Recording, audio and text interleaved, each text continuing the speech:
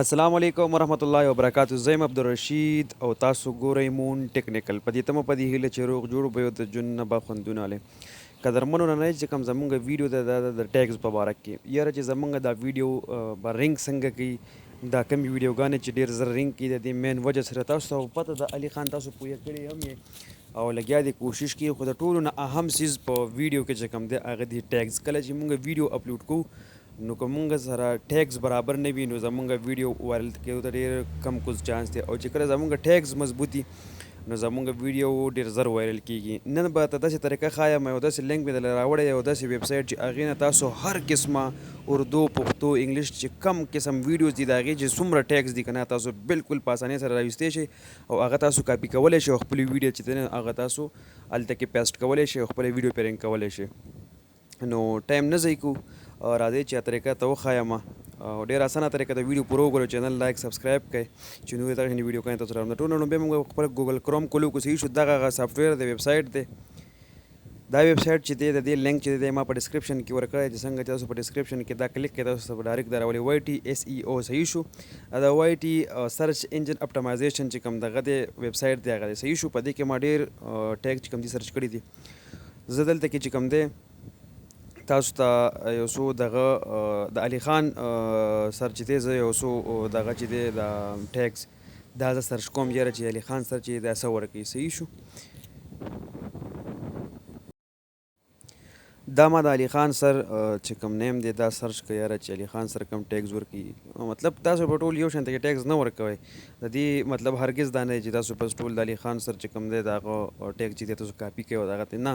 صرف او صرف طریقه ته ښایم، دا وګورئ لاندې دا ټول ټیګز راواغستو چې کم طرف مطلب کم قسم ټیګز چې کوم دی هغه مونږ استعمالو په دې کې صحیح شو. ټیګز چې دي دا ډېر زیات لازمي څیز دی، تاسو ته ما مخکې مو وي او علي خان سره هم دا بار بار وایي، ملک عثمان هم وایي چې یاره چې دا ټیګز چې دا ډېر زیات اهم څیز دی او حقیقت دا دی چې ټیګز ډېر غټ رول دی په ویډیو کې صحیح شو.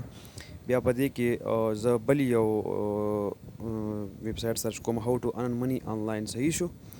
د دې چې څومره ټیګز دي پاپولر چې کوم ټیګز دي دا کم کم دي، دا لاندې وګورئ تاسو یې دا یې مکمل راواغستو صحیح شو. صبر وکړه،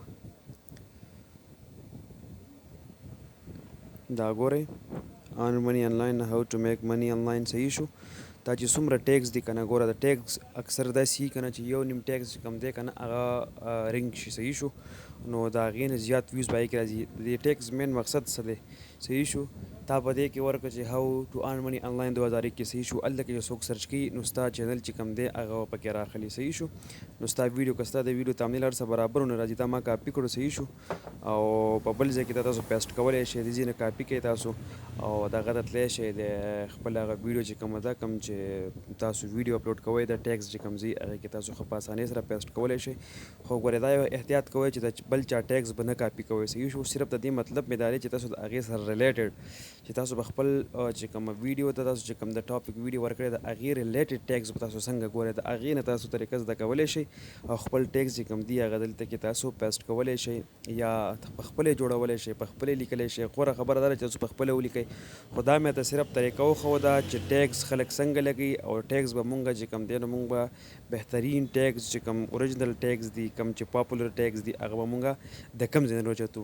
نو دغه ورننۍ ویډیو انشاءالله امید لرم چې ستاسو په خوښه شوي. که خوښه شوي چینل لایک سبسکرایب کړئ، بیل آیکن هم کلیک کړئ ځکه چې داسې نوې ویډیوګانې ستاسو لپاره زه روزانه راوړم. شکریه.